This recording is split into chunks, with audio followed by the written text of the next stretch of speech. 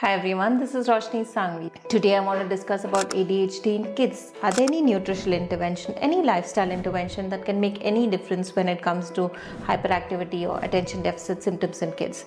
Now, there are a few things. I've come across a few research papers, some things which we use for our own clients, and it has made a huge difference. Let's discuss some of these.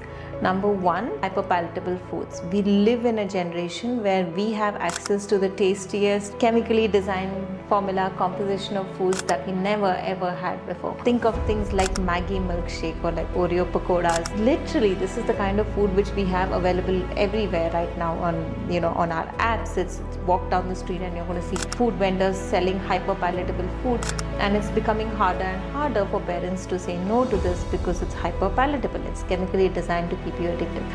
But some components in these hyper-palatable food can lead to attention deficit or even hyperactivity. Important one is food coloring. Food coloring, particularly red 40, yellow and blue colors, are the most important culprits. Now, how do you avoid this? Street vendors is where I've seen, especially Indian street vendors, a lot of food coloring be used. If you go to any pav bhaji vendor, you will see that, the red.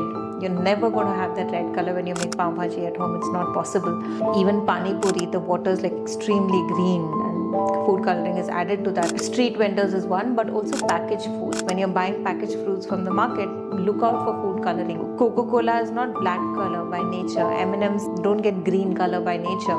So these are the food colorings which are added to our regular snacks, and some of these can lead to symptoms of ADHD. How do you avoid this?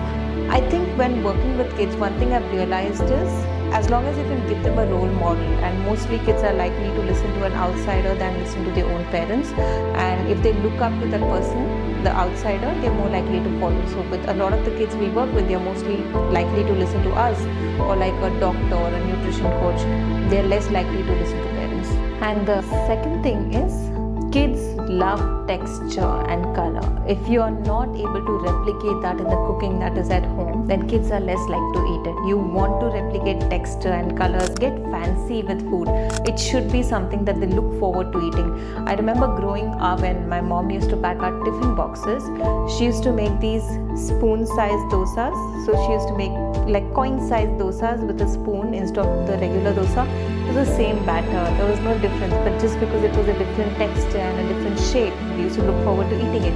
I think if you can just get creative with that or work with an expert to help you get creative with that, it's going to make a huge difference. Other important part when it comes to working with kids is fruits and vegetables are important. Interestingly, high fruit and vegetable consumption also reduces symptoms of ADHD, and we are going further and further away from this. A lot of the vegetables and fruits we use are overcooked and we are not eating enough of genuinely. Playing a game sort of things. With some of the kids we work with, we do something called plant point chart. The child would do is there's a chart posted on the refrigerator where every time the child eats a different type of plant, and it has to be a whole plant. So juices don't count, but smoothies are okay because you're retaining the whole thing. But let's say they try a dragon fruit, they give themselves 1 point for that particular week. Every plant they try in that particular week, they give themselves points.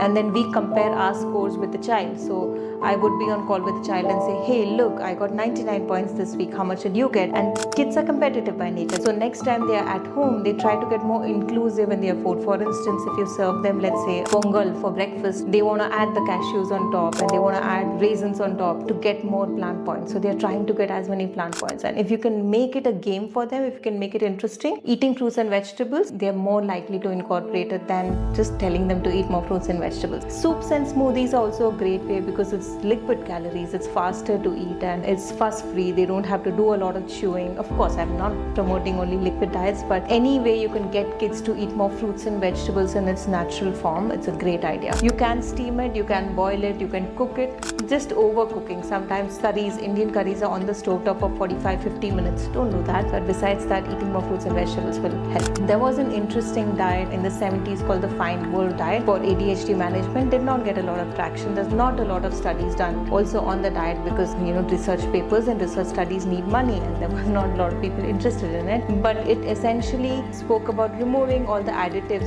like artificial sugars and artificial food colorings and emulsifiers. It is restrictive, so it's not a diet which I promote everyone, but it had a lot of good points because there was a sort of an elimination of a lot of the common triggers which can cause attention deficit or hyperactivity, and it helps kids. So it's a version of that which is more inclusive. A plant-based diet is what we do with our clients. Plant-forward diet, most of what you're eating is plants, and then if there's a little bit here and there of other things, then that's okay. You want to be careful. The last thing you want is to develop eating disorders working with young kids. You want them to want this. You want them to enjoy this, to look forward to this. Sometimes education helps. For instance, what we do is, if it's especially teenagers, we don't give them recipes. We tell them that, hey, look, leafy greens are important for blah, blah, blah reasons, and I want to make sure you add 1 to 2 handfuls of leafy greens per meal. Can you come up with ideas? And then they get creative, like, can I do methi parathas or can I do chutneys? And we let them co-author their meal plans, and a lot of kids are really interested in that versus forcing them to do something that they don't want to do. So try that approach maybe. The last thing I want to touch on is omega-3s. Omega-3s are essential fats, fatty acids. Omega-3 is, I would say, a now generation problem because our consumption of bad kinds of fats, the ones coming from oils and from saturated fats, has gone high. And if you take too much of the bad kind of fats, then omega-3 absorption in the body goes down. If omega-6 consumption is high, omega-3 absorption goes down. Long story short, work with an expert to see if your child might need an omega-3 supplement, or 1 to 2 tablespoons of ground flaxseed powder per day will also make a difference. I hope you got some takeaway points. If you want to schedule a call and talk to my team about more ways we can help your child, then there's a link to book an exploratory call below in the caption. Make sure to click that. And if you need further information, I've also written a blog on ADHD management, which is also linked in the caption. That should help you further. This is Roshni Sangvi. Hope this helps.